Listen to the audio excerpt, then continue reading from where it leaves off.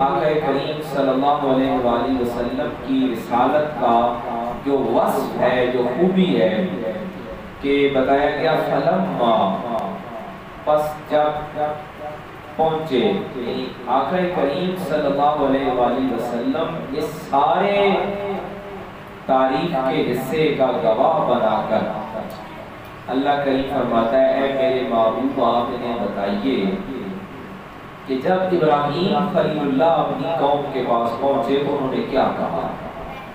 انہوں نے کہا کہ کیا تم یہ رات کو جو ستارے چمکتے ہیں کیا تم ان کو سجدہ کرتے ہو؟ قال ھذا ربی، کیا یہ رب ہو سکتے ہیں؟ فلما افلا قال لا احب الآفلین، یہ تو ابھی ڈوبنے والے ہیں اور میں ڈوبنے والوں کو پسند نہیں کرتا، ڈوبنے والا خدا نہیں ہو سکتا۔ فلما رأى القمر بازغا، پھر انہوں نے کہا یہ جو بدلتا چاند ہے، بازغ کہتے ہیں عربی میں ایک ایسی شے کو جس کی اپنی کیفیات بدلتی رہے۔ اب چاند پہلی کا چاند اور صورت ہوتی ہے، 14ویں کے چاند کی اور صورت ہوتی ہے، پھر جب آخری راتوں میں پہنچتا ہے پھر اس کی اپنی صورت اور ہوتی ہے۔ تو چاند کو دیکھا کہ یہ چاند کو سجدہ کر رہے ہیں، اور میں فلما القمر، اے میرے محبوب آپ تو جانتے ہیں جو ابراہیم خلیل اللہ علیہ السلام نے سوال کیا تھا کہ کیا تم یہ بدلنے والے چاند کو، قال ھذا ربی، کیا تم اسے میرا رب کہوگے؟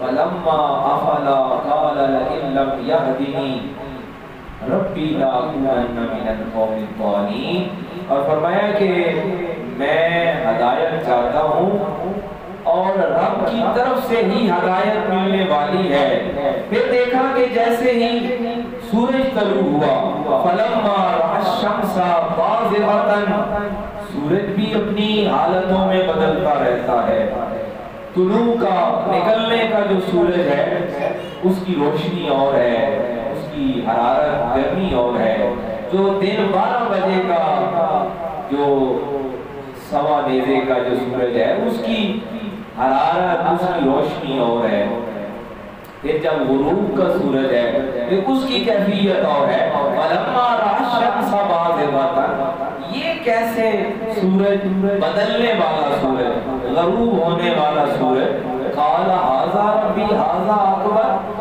وہ کہہ رہے تھے یہ بڑا خدا ہے، معاذ اللہ استغفر اللہ، فرمایا یہ کیسے تم کہہ سکتے ہو کہ یہ میرا رب ہے، یہ بڑا ہے۔ فلما افلت قال یا قوم انی بریء مما تشرکون، آپ نے فرمایا اے میری قوم یہ جو شرک تم کر رہے ہو میں اس سے بری و ذمہ ہوں، میں اس سے الگ ہوتا ہوں۔ حاضرین مکرم، حضرت ابراہیم خلیل اللہ علیہ السلام کا اپنی قوم سے یہ جو پہلا مکالمہ ہے، پہلا جو خطاب ہے، یہ دراصل پیغام توحید ہے۔ اور پیغام توحید کیوں ہے؟ سوال یہ ہے کہ پیغام توحید کے اندر ہی انسانیت کی جو معراج ہے، انسان کا جو شرف ہے، انسان کی جو عزت ہے وہ اس کے اندر پوشیدہ ہے۔ آج بھی جو لوگ شرک پر مبنی عقائد کی طرف مائل ہیں، اس طرف دلچسپی رکھتے ہیں، انہیں یہی دعوت فکر ہے کہ یہ پتھر، یہ سورج، یہ چاند، یہ ستارے، یہ اشیاء ہیں، یہ چیزیں ہیں، یہ خالق نہیں ہو سکتی ہیں، انہیں خالق کا منصب یا اعزاز انہیں حاصل نہیں ہو سکتا ہے۔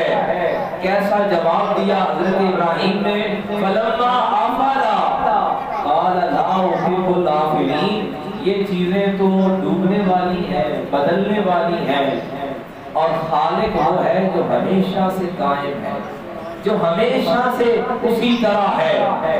اسی لیے وہ آیت الکرسی میں پڑھتے ہیں نا الحی القیوم، وہ اس کا جواب ہے کہ رب وہ ہے جو ہمیشہ سے زندہ ہے اور ہمیشہ زندہ رہنے والا ہے، جو ہمیشہ سے قائم ہے اور ہمیشہ قائم رہنے والا ہے۔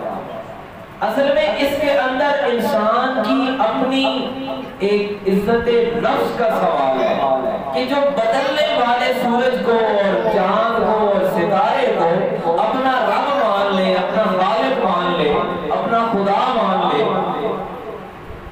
تو اس کا مطلب ہے کہ انسان نے خود اپنا جو اشرف المخلوقات ہونے کا درجہ ہے، اعزاز ہے، اس کو گرا دیا ہے۔ عقیدہ توحید حضرت ابراہیم خلیل اللہ علیہ السلام کا یہ جو پہلا بیان ہے نا، یہ جو پہلا خطاب ہے، یہ جو دعوت توحید دے رہا ہے، اس میں انسان کی عزت ہے۔ آج لوگ کہتے ہیں کہ مذہب سے بڑھ کر انسانیت ہے۔ انسانیت وہی ہے جو مذہب نے سکھائی ہے، مذہب سے ہٹ کر کون سی انسانیت ہے؟ آپ دیکھیں کہ جو لوگ مذہب کو نہیں مانتے وہ یا تو کسی پتھر کو سجدہ کر رہے ہیں، یا کسی جانور کو سجدہ کر رہے ہیں، یا جس طرح قرآن مجید نے حضرت ابراہیم کی قوم کا بتایا کہ کبھی سورج کو سجدہ، کبھی چاند کو سجدہ، کبھی ستاروں کو سجدہ۔ تو انسان اشرف المخلوقات وہ ان اشیاء کو، ان چیزوں کو کیوں کر سجدہ کرے؟ یہ انسان کی عزت کے خلاف ہے۔ اور وحدہ لا شریک کو جو سجدہ ہے، یہ سب سے بڑا انسان کو جو فائدہ دیتا ہے، علامہ اقبال نے کہا نا، یہ ایک سجدہ جسے تو گراں سمجھتا ہے، یہ آدمی کو دیتا ہے 1000 سجدوں سے نجات۔ اب جو سورج کے سامنے سجدہ کرنے لگے، چاند کے سامنے، اشیاء کے سامنے، وہ کل ساری اشیاء سے ڈرنے لگ جائے گا۔ آج بھی دنیا کا مشرک کیوں خوف زدہ ہے اور مومن سے کیوں اسے ڈر ہے؟ مومن نڈر ہو جاتا ہے، اسے پتا ہے یہ ساری اشیاء ہیں اور یہ اشیاء مخلوق میں سے ہیں، یہ خالق نہیں ہے، اور یہ انسان کا کچھ نہیں بگاڑ سکتی ہیں۔ اور یہی سوچ، یہی پیغام، یہی فکر انسان کو انسان بنانے والی ہے، انسان کو بے خوف کرنے والی ہے، اور انسان کو عزت نفس دینے والی ہے۔ حاضرین مکرم، ہمیں اللہ کا شکر ادا کرنا ہے جس نے ہمیں توحید پرستوں کے گھروں میں پیدا کیا۔ اللہ کا شکر ہے کہ ہمارے والدین، ہمارے خاندان، ہمارے آبا و اجداد اس بت پرستی سے نکل چکے تھے، وگرنہ آج کا انسان، اس کے پاس دولت بھی ہے، اس کے پاس بظاہر سائنس ٹیکنالوجی کا علم بھی ہے، لیکن وہ بت پرستی کا شکار ہے۔ کوئی جانوروں کو سجدہ کر رہا ہے، کوئی پتھروں کو سجدہ کر رہا ہے، کوئی اشیاء کو سجدہ کر رہا ہے۔ اور ہمارے لیے سب سے بڑا شکر یہ ہے کہ اللہ نے ہمیں مسلمان ماں باپ کے گھر پیدا کیا کہ ہم وحدہ لا شریک کو سجدہ کرنے والے ہیں، اور یہ وحدہ لا شریک کو جو سجدہ کرنا ہے، یقین کریں اس سے بڑی دولت ہی کوئی نہیں، اس سے بڑی رب کی نعمت ہی کوئی نہیں ہے۔ اور ہمیں یہ نعمت بغیر محنت کے حاصل ہو گئی، ہم نے کوشش نہیں کی۔ آج ہمارے معاشرے میں ایسا کوئی نہیں ملے گا کہ جس کے ماں باپ غیر مسلم تھے، مشرک تھے، اور وہ شخص خود کا کوئی ناراض ہو گیا ہزاروں میں، لاکھوں میں، کیونکہ ایک تو ہمارا کردار یہ رہا ہے کہ ہم غیر مسلم کو لا ہی نہیں سکے۔ کہ آج کے دور میں ہم کسی غیر مسلم کو ہم آج توحید پرست بنا سکتے، ہم وحدہ لا شریک کے سجدے کی طرف لا سکتے، ہمیں اپنا احساس نہیں ہو سکا کہ ہمارے پاس کون سی نعمت ہے۔ انسان کا خسارہ پتہ ہے کہاں ہوتا ہے؟ جب انسان کو یہ پتہ ہی نہ ہو کہ میرے پاس کون سی دولت ہے۔ اور مسلمان کے پاس، مومن کے پاس سب سے بڑی دولت یہ ہے کہ وہ وحدہ لا شریک کو سجدہ کرنے والا ہے۔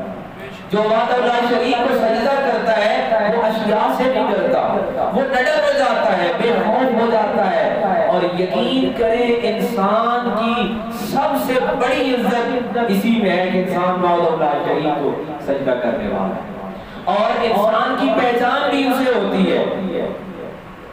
عزت نفس کے بعد انسانیت کی پہچان بھی اسے حاصل ہے جسے وحدہ لا شریک کا سجدہ ملا ہے۔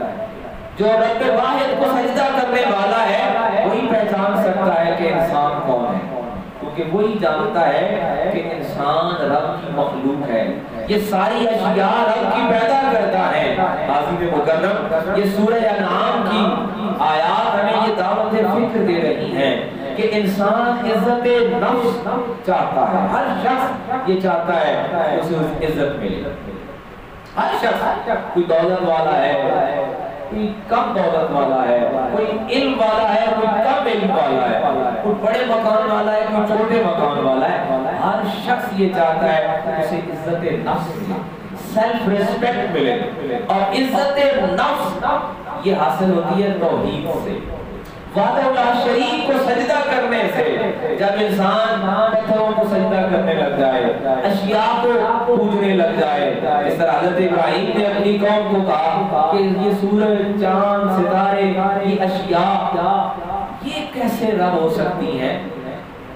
یہ حضرت ابراہیم کا یہ پیغام اس لیے قرآن نے باقی رکھا کہ یہ دعوت توحید بھی ہے اور عزت کا سب سے بڑا یہ سبق ہے کہ اگر انسان عزت نفس چاہتا ہے، سیلف ریسپیکٹ چاہتا ہے، اور معاشرے میں ہر شخص یہ چاہتا ہے کہ اسے عزت دی جائے، وہ عزت اسے وحدہ لا شریک کے سجدے سے ملنے والی ہے۔ جو وحدہ لا شریک کو سجدہ کرنے والا ہے وہ کبھی بھی یہ نہیں کہے گا کہ میری عزت نہیں ہے، اور وہ دوسروں کی عزت بھی کرے گا، اس لیے عزت کرے گا کہ اسے پتا ہے کہ یہ سارے وحدہ لا شریک کو سجدہ کرنے والے ہیں۔ تو عزیز مکرم، آج کی یہ آیات کا سبق یہی ہے کہ وحدہ لا شریک کا جو سجدہ ہے یہ ہمیں بہت ساری دوسری بیماریوں اور